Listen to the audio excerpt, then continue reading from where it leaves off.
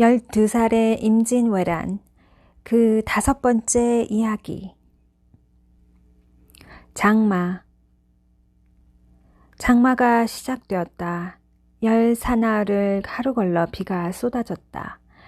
하루 중 잠깐 하늘이 개이고 햇빛이 나는 때가 유일하게 먹을 것을 찾아 돌아다닐 수 있는 시간이었다. 그 짧은 시간에 풀벌레와 매미들이 더 악을 쓰고 나 여기 살아있노라고 기세 등등하게 울어댔다. 돌덩이가 보리를 훔치다 활에 맞아 죽은 후 다시 둘만 남게 되었다. 초여름이 막 시작되던 날, 어느 집 부엌문 밖에서 콩 삶는 냄새가 구수하게 났다.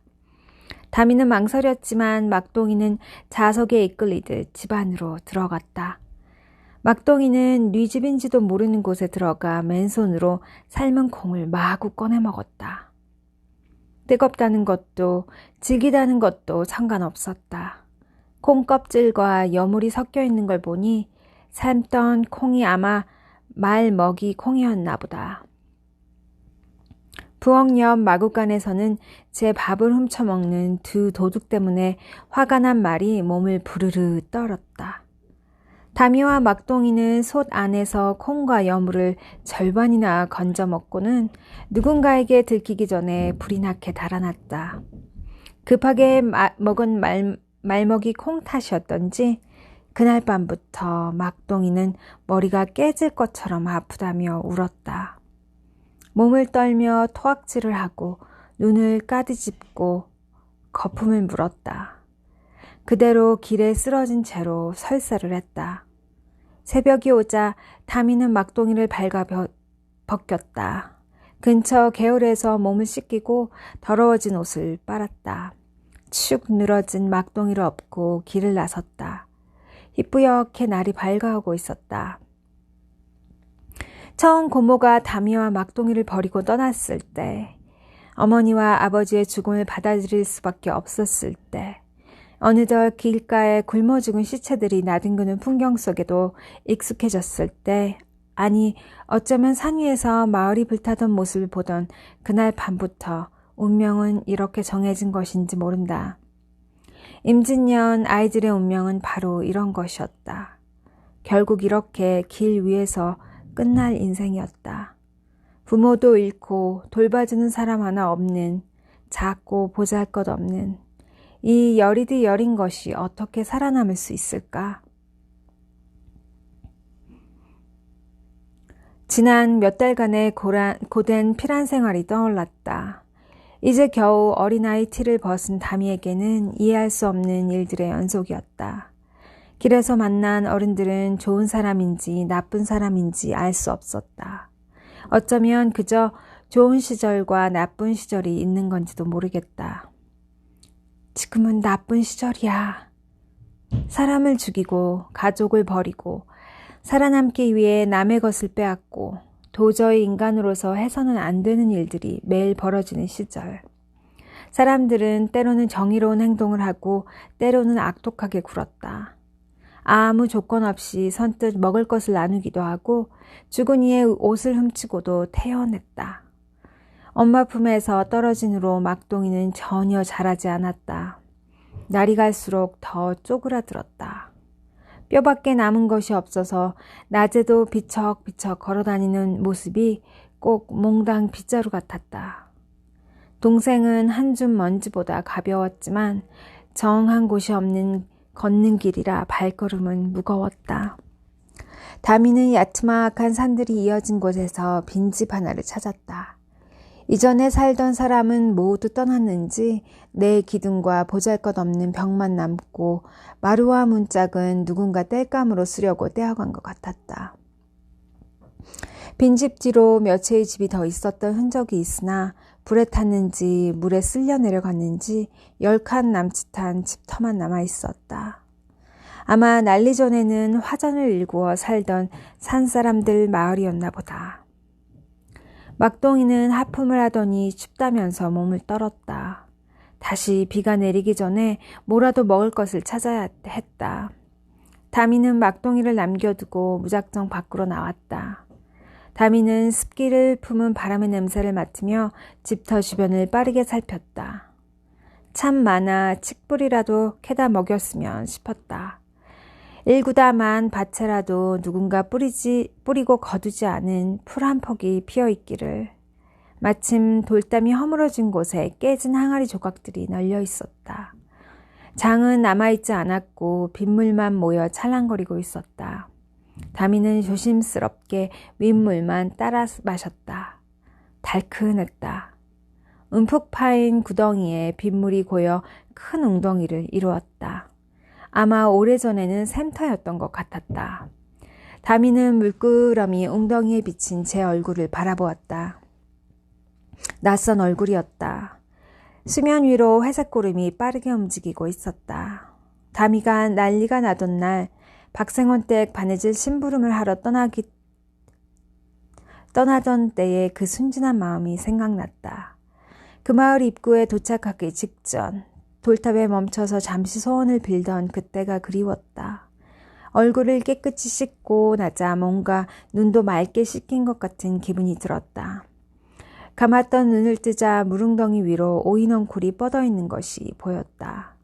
넝쿨을 쥐고 따라가니까 그 끝에 물을 머금어 통통해진 오이가 달려 있었다. 오이 3개. 어느 날 아침 삼복이 오빠가 말없이 손에 쥐어주었던 참의 생각이 났다. 다미는 기적처럼 얻은 오이를 가지고 동생에게 달려갔다. 아직 숨이 붙어 있었다. 오이를 잘게 씹어 막동이 입에 넣어주었다. 다시 입으로 흘러나왔다. 잠시 숨이 넘어가는가 싶더니 이번엔 눈을 까뒤집었다. 아무래도 귀신이 쓰인 것 같았다. 우리는 나쁜 짓을 너무 많이 했다. 말먹이 콩을 훔쳐먹었다. 말이 저주를 내린 거다. 죽은 사람의 옷까지 벗겨 가도록 망을 받기에 벌을 받는 거다. 돌덩이가 굶어 죽은 귀신이 되어 들러붙은 걸까? 다미는 제일 큰 오이 1개를 돌멩이 위에 올려 밖에 내어놓았다. 죽은 이에게 바치는 밥이다. 다미는 막동이를 안고 기도했다. 귀신들에게 이 집엔 아무도 없으니 저걸 먹고 뒤돌아보지 말고 사라지라고. 더는 막동이를 괴롭히지 말라고 기도했다. 설핏 잠이 들었나 보다. 눈을 떠보니 삿갓을 쓴 스님이 가만히 다미를 내려다보고 있었다. 다미는 막동이를 껴안고 잠든 채였다. 일어나거라. 스님이 입술을 움직이지도 않았는데 스님의 말이 들렸다. 아니 어쩌면 헛것이 들리는지 몰랐다. 다시 스님의 목소리가 들렸다. 이젠 가야 한다. 여긴 끝났다. 다미는 별 기억이 없었다. 꿈인지 현실인지 까마득했다. 근처에 있는 절에서 스님 하나가 조랑말을 타고 마을로 내려가던 길이었다. 마을 사람이 절에 콩을 맡기면서 두부를 만들어 달라고 부탁했다. 스님은 화전민들이 살던 마을을 지나던 중 돌멩이 위에 올려놓은 작은 오이 1개를 보았다. 어딘지 이상한 풍경이었다. 잠시 조랑말을 쉬게 두고 무너진 마을을 살폈다. 허물어진 벽 뒤에서 2 아이를 발견했다. 사내 아이는 숨을 거둔 지 좀 되었고 여자아이는 아직 숨이 붙어 있었다. 스님은 여자아이 입에 물을 흘려 넣어주고 팔다리를 주물렀다. 두부 조각 몇 개를 으깨어 입에 넣어주었다. 두부는 아직도 따뜻했다. 여자아이의 숨이 돌아오기 시작했다. 쩔렁쩔렁 조랑말에 매단 방울에서 소리가 났다. 스님이 다미를 조랑말 앞에 태웠다. 조랑말은 두부 1말과 늙은 스님 말고도 작은 여자아이 하나를 더 태우게 된 걸 전혀 신경 쓰지 않는 것 같았다. 정신이 든 다미가 자꾸 뒤를 돌아보자 스님이 고삐를 그어쥐었다. 네가 뒤에 두고 온 것은 없다. 다미는 막동이가 영영 제품을 떠난 것을 알았다. 스님은 다미를 마을 입구에 내려주었다. 동생과 정처 없이 헤맬 때는 몰랐는데 어딘가 고향집이 생각나는 마을이었다. 작은 산이 포근히 집들을 휘감고 있었고 나지막한 언덕 아래 올망졸망 집들이 모여 있었다. 산에는 오얏나무와 복숭아나무가 많았다. 혼자 산에 있으면 안 된다. 마을에서 사람들과 살아야 해. 스님은 처음으로 입을 떼고 말했다. 다미를 내려준 스님은 하늘을 한번 올려다보고는 길을 재촉했다. 너는 이제부터 너만 잘 보살피면 된다. 다미는 천천히 마을로 들어섰다. 전쟁을 피해 모여든 사람들의 마을이었지만 물건마다 생활의 흔적 같은 것들이 배어 있었다. 길마다 돌담마다 초라한 초가지붕과 덜렁거리는 문짝에서도 어딘가 그곳에 사는 사람들의 애정어린 손때가 묻어 있었다. 굴뚝에서는 연기가 피어오르고 멀리서 개 짖는 소리가 들렸다.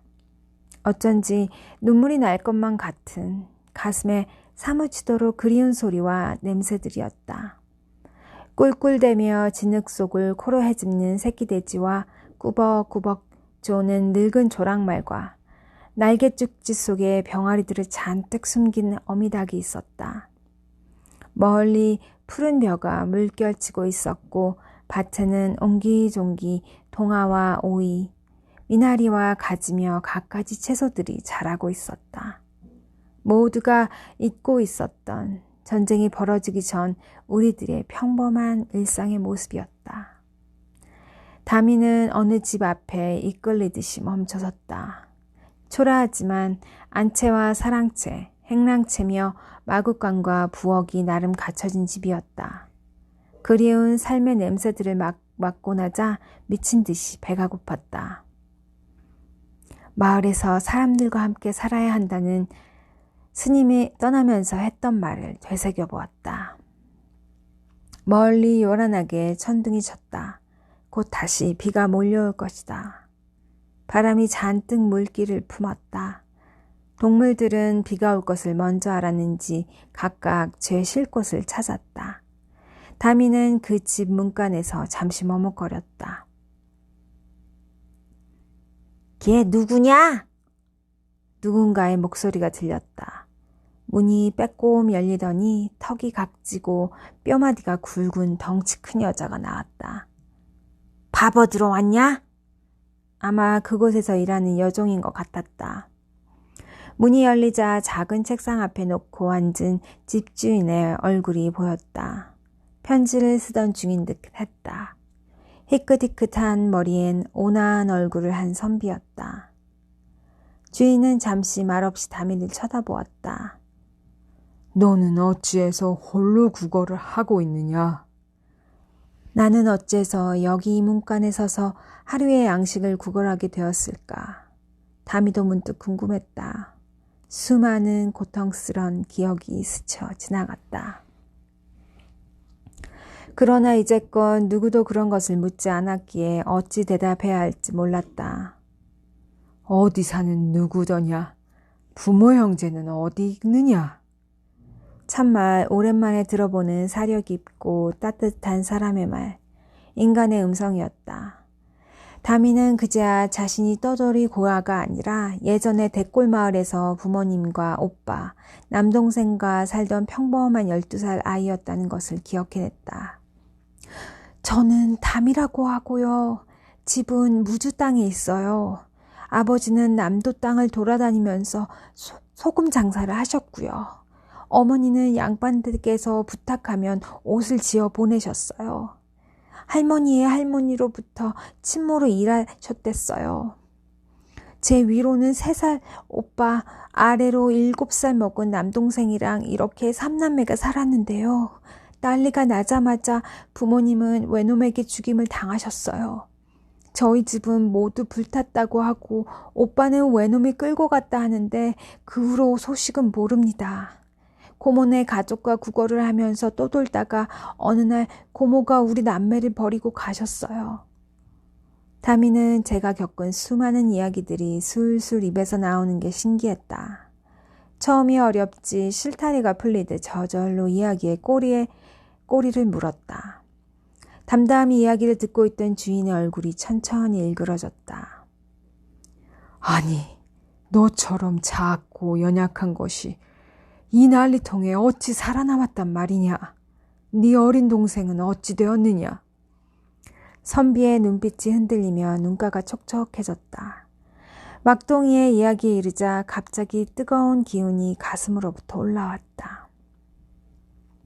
동생과 제가 구걸하며 충청도 땅을 떠돈 것이 한 달쯤 됩니다. 동생은 어젯밤 화전민이 떠난 빈집에서 병들어 죽었어요. 그리고 더 말을 이을 수가 없었다. 그제야 막동이가 죽어버린 것이 실감이 났다. 여긴 끝났다고 담담히 말하던 스님의 목소리가 기억이 났다. 우르릉 쾅! 멀리 요란하게 비바람을 몰고 오는 천둥 소리가 들렸다. 너는 몇 살이더냐? 선비는 한동안 말이 없다가 입을 뗐다. 올해 12살입니다. 선비는 나지막히 한숨을 쉬었다. 우리 다나랑 동갑이로군. 기어이 빗줄기가 쏟아지기 시작했다. 다미의 머리로 옷으로 사정없이 빗방울이 쏟아졌다. 이 비를 또 어디서 피한담. 올해 장마는 정말 지루하도록 길다. 우리 집에 심부름할 사람이 없다. 다미는 말없이 주인의 얼굴을 쳐다보면서 뺨 위로 흐르는 빗물을 닦았다. 네가 여기 머물면서 손을 보태면 어떻겠니? 침묵. 다미는 대답 대신 고개를 끄덕였다. 그리고 허리를 숙여 천천히 절을 했다. 너는 마을로 가서 사람들과 살아라. 오랜만에 사람이 사는 집에 받아들여진 것이다. 가보년 6월 6일 세미록 오희문의 일기 중 발췌입니다. 저녁에 남자아이와 여자아이가 표주박을 들고 먹을 것을 구걸했다. 그 어미가 입만 열면 너희들 때문에 걸식도 못한다고 하더니 오늘 낮에 몰래 도망가서 간 곳을 모른다고 했다. 어제 한 숟갈 구걸하여 먹은 뒤로 오늘은 아무것도 못 먹었다고 한다. 어머니가 버리고 갔으니 곧 굶어 죽을 것이라고 하면서 남매가 울음을 그치지 않았다. 듣고 나니 너무 불쌍하고 눈물도 났다.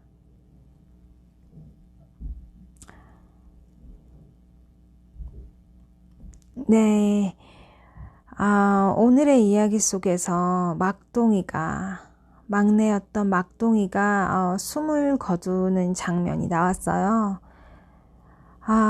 아주 조그만 아이가 제대로 먹지 못하고 전쟁통에서 잘 곳도 쉴 곳도 없이 얼마나 지치고 괴로웠을까 하는 생각이 들어요.